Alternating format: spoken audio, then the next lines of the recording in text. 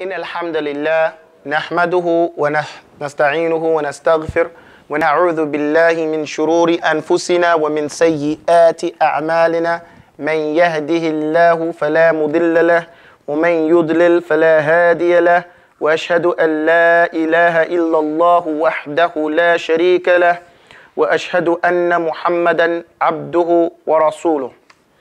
Okay, today we are in our FIQH class, our basic FIQH class. And in our basic FIQH class, we have a few things we cover. First, we deal with the questions that were asked during the week. And due to the nature of fiqh, I want people to understand something. We have a lot of things that we have to discuss, okay?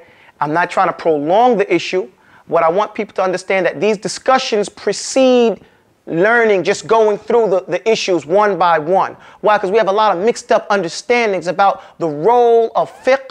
We have a lot of mixed up understandings of the role of the madhahib, of following the madhabs. We have a different, a mixed up understanding about what we are supposed to do and how we should deal with differences. For that reason, I'm going to answer some of these questions today in some detail so that we can get through it and we can get to a class where we just start going through the issues. Like, people have to realize this. You're not going to learn fiqh in one lesson. We're not going to go to a fiqh class and you can just jump in and scroll down to the part that you want to know about. Studying fiqh means starting from the beginning and being patient and perseverant, consistent enough to get through the end. And if you do this, there are certain things that you'll find. When we used to go to the sheikh, he used to give us lectures. And then he would teach us something else. And we say, well, he did all that talk. All I want to know about water. But that was actually the lesson. The extra stuff was teaching us about water. Does that make sense? And so we developed a minhaj, a methodology. We started to understand things differently. And we weren't so hyped up. You see, an ignorant person, when he sees difference, he gets upset. He gets, wow, he starts to know what's going on. But a person that has some type of knowledge, once he sees some difference, he understands that. He's comfortable, you know, peaceful. So let's learn how to do that. The questions, there were a few questions this week. I tried, these are not the exact wordings of the people's questions, but I changed the language to make most of the questions meet the same objective, because that's what they did, basically. They just asked in a lot of different ways. Basically, this week that was asked, should we follow a particular madhab? Someone called me from Pennsylvania or Virginia, I forget which place, and they said, are you saying that we have to follow a madhab, that we have to follow a particular madhab, or are you saying that it's wrong if I follow the madhab? And then another question was, how would I know which madhab is right for me, and what should be my position regarding people who follow other madhabs? This whole thing about madhab, because what we spoke about. So before we get into this, I want to make a few issues of some fundamentals clear. Now, first of all, that we have to become responsible for ourselves, okay? We cannot continue to study and not be able to utilize the knowledge of the things that we've studied. Whatever we learn in these classes, we should put into practice immediately. It shouldn't be a thing where, you know, we keep saying, I don't know. Whatever you do know, you act upon with your knowledge. Knowledge is what's beneficial. It's not information that you just storehouse and you don't use it. You learn it so that you can use it. Now, if you make a mistake, if you get something wrong, then you get corrected. That's all that goes on. So here, we don't want to just sit there and think, how do our question should change. What I wanted to remind myself is the things that we need to start asking ourselves is, how do I apply this principle? Because what happens in the initial stages of knowledge, you go and you say, how do I do this? How do I do that? And the teacher, he teaches you principles. Right? And you learn these principles and he teaches you what to do. Then as you start to develop your own critical thinking dynamic, you say, do I understand this principle right? It's no longer do you tell me the ruling. Tell me, do I understand the practice and the application of this principle? If I do, now I can utilize that principle in any way I'd like. You know what I'm saying? Not any way I like, but in the way that it's allowed in any issue that I need to. Does that make sense? Okay, that's where we have to start getting. And of course, we want to know what the ruling of certain things are. What's the ruling on this? What's the ruling on that? Because once we know the rulings, what are the rulings? There are only 5 rulings. Everything in your life, everything you're doing at every second and moment of your life, you're doing one of these 5 rulings. as a mutafaqih, as a person of fiqh, as a person of profound understanding what was intended by the Sharia, you should know what you're doing and the ruling of that thing. Okay? So what are the 5 rulings? The first one is obligatory. Something is obligatory. And obligatory means it's that thing that you've been ordered to do, and if you don't do it, you open yourself up for what? To be punished by Allah. The other thing is what? Haram. Something that you have been told don't do. And if you do it, you open yourself up to get a punishment. And if you do it, then you open yourself for a punishment. If you don't do it, you open yourself up and you definitely will receive a reward. Just like the obligatory thing, if you don't do it, you open yourself up for a punishment. But if you do it, you get a what? Reward. Then you have the thing that is encouraged. You do it, you get a reward. If you don't do it, no punishment.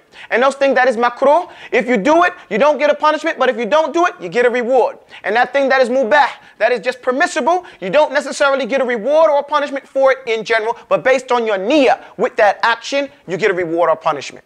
Right? So that's what we're doing. So if you're sitting down in the masjid, learning your deeds, what's the ruling for that sitting? You know, the ruling for that could be fard for some people who don't know. It could be mustahab for those people who want to get a reminder. You understand?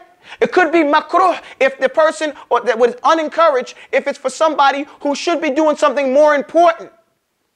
Like he knows, but he has the obligation to go feed his family. So that he can't sit down at that moment. You understand? Everything has a ruling based on your personal position. You need situation. Going along. The other thing that I wanted to explain is regarding the differences one finds in the practice of Islam. Fiqh. Sheikh bin Baz, rahimahullah, he sets the foundation as to the attitude the believers are supposed to have with regards to these types of affairs. We're talking about people who have ikhtilaf. Now, I'm not going to read everything off the board. You guys get to read that, but this is just to remind me what I wanted to say. So because this, I wanted to be reminded, Shaykh, assalamu alaikum wa rahmatullah, about how he sets, what does he set? He sets the foundation for the attitude. And this is very important. Sheikh bin Baz, rahimahullah. Who is Sheikh bin Baz? He is most of the scholars that are alive today, he is their teacher. What I say? Most of the scholars, senior scholars that are alive today, Sheikh bin Baz was their teacher. Okay? That's what I'm talking about. So he sets the attitude, the foundation for the attitude that we're supposed to have with regards to differences in our opinions. So he goes on to say, and some of this is my words mixed with his, and I'll explain. He says differences based on evidence. Some of the differences, he goes on to say some of the differences that are based on evidences. Some evidences are specific, and some are general. General rulings on something, how someone would take that, and some things are more specific, like whether the hadith is authentic or not authentic, or how, let's say in the Hanafi fiqh, they break it down with rukun, and as opposed to in Hanbali, where we have the terminology. So certain things like that, where other people may not necessarily know. But he said what's supposed to happen is that okay, roll down please. He says this particular issue, like other issues where there is a difference of opinion, what we rely upon and what we steadily look and establish our statement on is dalil, is the proof, sound proof. Okay? So no matter where we find the textual evidence, what did we say here? Textual evidence. So that must mean the Quran and the hadith, based on the principles of deriving and extracting these. Wherever we find that evidence, that not only clarifies the issue, but stops the ikhtilaf. Why? Because some things may clarify an issue to some, but it may not stop the ikhtilaf. Why? The difference of opinion. Because it may not give enough clarity to say the other thing is not correct. You understand what I mean? So wherever it stops the difference of opinion, that's what we have to. Our position is to take that thing, to take that evidence and to apply it in our lives, okay? And to adhere to and to stick to that evidence. This is because the statement of Allah subhanahu wa ta'ala, when he says, يَا أَيُّهَا الَّذِينَ آمَنُوا أَطِيعُوا اللَّهَ وَأَطِيعُوا الرَّسُولَ وَأُولِي الْأَمْرِ مِنكُمْ فَإِن تَنَازَعْتُمْ فِي شَيْءٍ فَرُدُّوهُ إِلَى اللَّهِ وَرَسُولِهِ إِن كُنتُمْ تُؤْمِنُونَ بِاللَّهِ وَالْيَوْمِ الْآخِرِ ذَلِكَ خَيْرٌ لَكُمْ وَأَحْسَنُ تَأْوِيلًا.